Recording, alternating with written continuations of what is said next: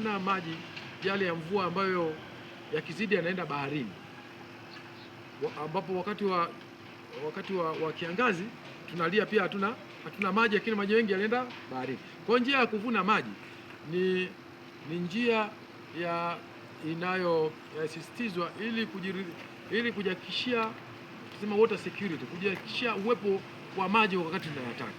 Kwa hiyo na ndio maana katika mustakabali huo tunahimiza wananchi wote pia wavune maji ya mvua.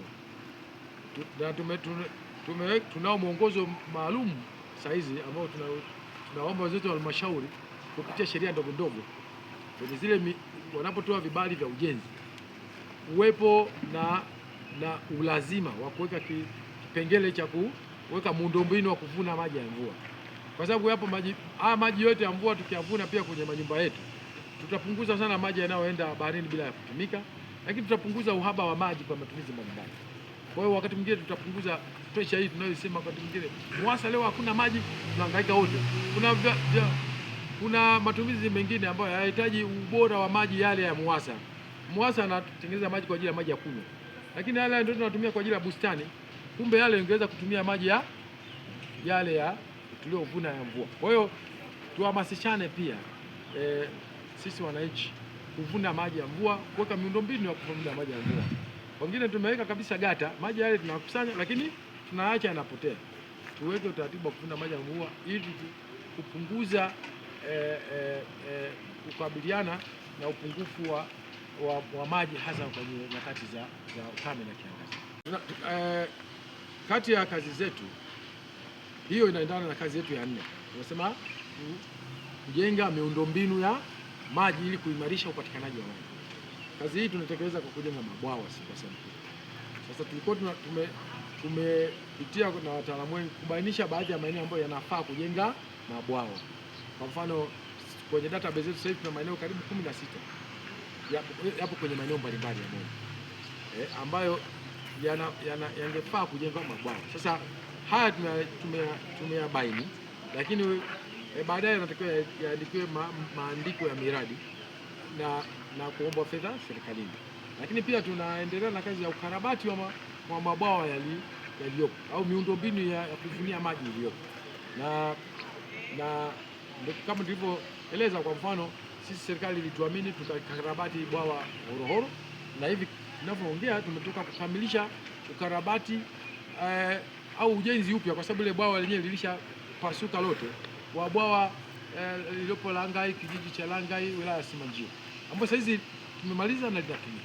Kwa hiyo kuna wakati tunahusika katika kutengeneza miundombinu hiyo ya namna hiyo, lakini kimkakati kabisa sisi huwa tunataka tujenge muundombinu ambao unajumuisha mahitaji yote.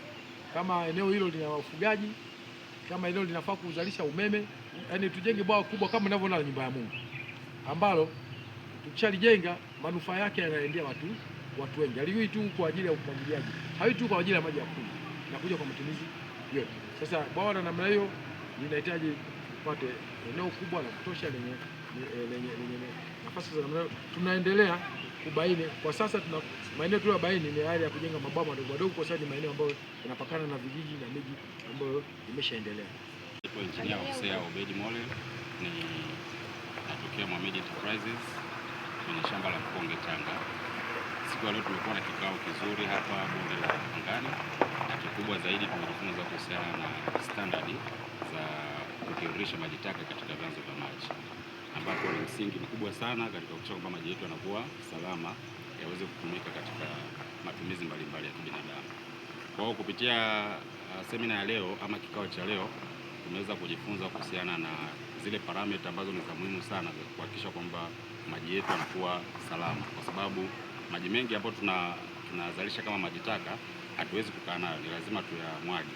Sasa hatuwezi kumwaga bila kupata vibali mbalimbali. Kwa hiyo kupitia vikao hivi tumekumbushwa na bonde kwamba ni muhimu kuwa na vibali ama discharge permit, lakini tuhakikishe kwamba tuna meet vile viwango ambavyo viko ndani ya discharge permit. Kwa majina naitwa Bibiana Maulambo, ni mratibu wa mazingira kutoka Bonite Bottlers Limited. Kwanza kabisa nipende kushukuru bonde la Pangani kwa mwaliko wao wa siku ya leo kutukutanisha wadau wote wa wa mazingira, na lengo kuu la leo ilikuwa ni kuzungumzia jinsi ambavyo tunatiririsha maji taka katika hii mito. Kama sisi Bonite Bottlers, maji yetu actually sio tu maji taka kwa lugha ya kwamba ni machafu, hapana. Yanaitwa treated wastewater. Maana yake ni maji ambayo tayari yako kwenye viwango. Na hayo maji wadau wetu wakuu Pangani wanatutaka tu comply na standards zetu za Tanzania. Hauwezi kutiririsha hayo maji kama sio safi na salama kwa viumbe vya kuishi katika maji. Kwa hiyo mkutano wa leo umetusaidia sana, kwanza kutukutanisha wadau wakuu wote. Leo tumekutana na watu mbalimbali, watu wa A to Z, TBL, Bonite kama nilivyotaja, na tumewekeana mikakati mbalimbali ya kukamilisha mwaka 2026-27.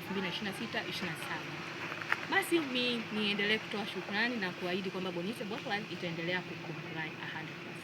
Asanteni. Mikakati hiyo ni ipi kwa uchache? Mikakati hiyo kama nilivyosema, cha kwanza ni kuhakikisha 100 compliance. 100 compliance kwa Kiswahili nisemeje? Ni kuhakikisha kwamba tuna comply 100%. Kucomply ni nini katika maji? Tunaongelea kwamba huwezi na hauruhusiwi kutiririsha haya maji kwenye vyanzo vya maji kama si safi kutiririshwa. Sijui kama hapo naweza nikawa nimekujibu swali lako.